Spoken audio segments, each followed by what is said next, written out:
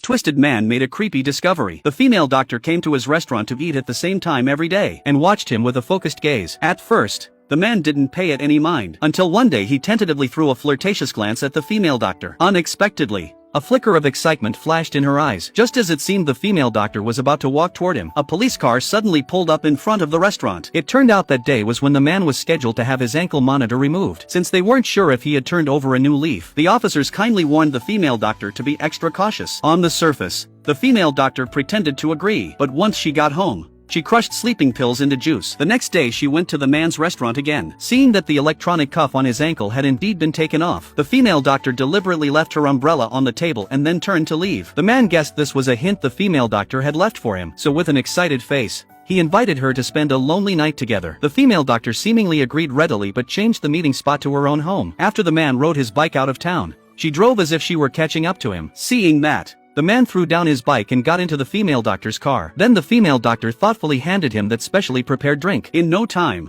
the man felt dizzy and groggy. Even so, he still struggled to help the female doctor carry plastic sheeting into the house. Watching the man's sweat buckets, the female doctor thoughtfully took off his clothes for him. Then she grabbed a towel and wiped the sweat from his body. The man took a deep, contented breath and then passed out in a daze. When he woke up again, he was lying on the plastic sheeting he had helped carry in, his mouth gagged and his hands and feet tied up. Only then did the man realize he had fallen into the hands of another psycho. The female doctor had actually looked down on this man, but because his sister's cooking skills were truly amazing, she often ate at their restaurant. It was just that ever since the man got out of prison, his sister had been getting beaten by him frequently, and every time the police questioned her, she just lied that she had slipped and fallen. Her blind protection left the police with no way to intervene. The female doctor hadn't wanted to meddle at first, until one day she saw a for sale sign posted at the restaurant entrance. That made the female doctor fly into a rage instantly, because she had come to treat the restaurant where she ate daily as her second home, so she would never allow anyone to destroy it. After her assistant persuaded her, the female doctor promised not to do anything outrageous. Then the female doctor pulled out a knife and interrogated the man. Watching the man die little by little in pain, the female doctor finally broke into a happy smile. She enjoyed not only the sense of accomplishment from saving lives in surgery but also the thrill after killing. Then she stuffed the corpse into the trunk and called her assistant. Soon the assistant rushed to the female doctor's house, skillfully took out specialized tools, and burned all the man's clothes and ID. Finally, he used professional chemicals to clean up the bloodstains in the house. Meanwhile, the female doctor went deep into the mountains and dug a large hole to bury the corpse there. However,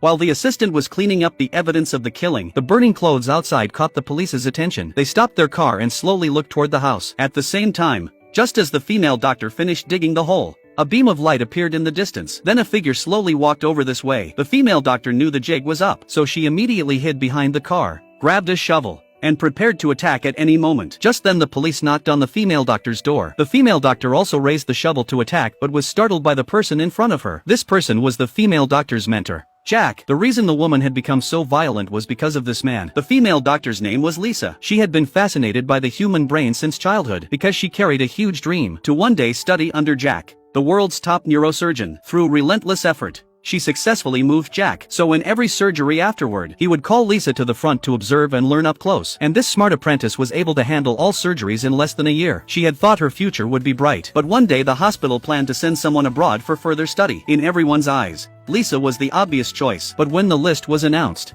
the spot went to a mediocre rich kid. Lisa was instantly dissatisfied and confronted Jack, and coincidentally, the guy's mother was right there. Little did she know Lisa would spare no words and even berated the tycoon's wife. Lisa's hysterical attitude completely infuriated Jack and caused him to suspend all her surgical assignments. But one day, when Jack returned from a conference, he discovered Lisa had violated his rules and performed surgery privately. No matter how Lisa explained, Jack still had her thrown out. That humiliation completely shattered the last bit of Lisa's self-respect. After that, Jack even revoked Lisa's medical license, making it impossible for her to set foot in an operating room ever again. That night Lisa knelt in the heavy rain, begging humbly, but the cold and heartless Jack wasn't going to give her a single chance. From then on, Lisa lost everything completely and fell to working as a low-level surgeon in the black market. It was then that her life began to spiral wholly into darkness. One day she got an order. The client had set the surgery location in a temple deep in the mountains. Soon a gang boss covered in tattoos was carried out of the car. Then everyone involved in the surgery received a notice. If the patient lives, everyone lives. If the patient dies, everyone dies with him. But none of this affected Lisa. The surgery quickly reached a critical stage, and the underlings surrounded the area tightly. If anything went wrong, dozens of throwing knives would fly in and take her life. But right then Lisa actually told her men to stop the anesthesia and wake the patient. Seconds later the gang boss regained consciousness. While performing the surgery, Lisa questioned him about his past. Just as the gang boss's consciousness hit its most excited state, Lisa removed the bullet. But before the gang boss could fully recover, a young nurse secretly injected an unknown liquid into his foretube. Then she blackmailed Lisa for $5 million. At that moment, the young nurse had no idea she had stepped into the gates of hell. Soon after, the little nurse followed the address. She came to a simple room covered with plastic sheets. When she saw stacks of cash, she immediately got excited and started counting. The next second she fell victim to Lisa's trap. After that, Lisa donated that money to the temple's donation box because in her view, eliminating scum also counted as a good deed. Although the young assistant was 100% reluctant in his heart, he ultimately silently endured it all. Master and apprentice buried the corpses while catching up on old times. Jack's appearance wasn't random. It turned out that after firing Lisa, he developed a brain tumor. He knew Lisa was the only one in the world who could save his life, so he began monitoring her every move. Operating without a license to perform surgery on fugitives, plus 2 homicide cases, gave Jack enough leverage. This time he came hoping Lisa would save his life out of respect for their master-apprentice bond. If she refused this request, then all the good deeds Lisa had done would be made public. Meanwhile, the young assistant also smoothly dodged the police interrogation, and just like that, the small town finally returned to a brief period of calm.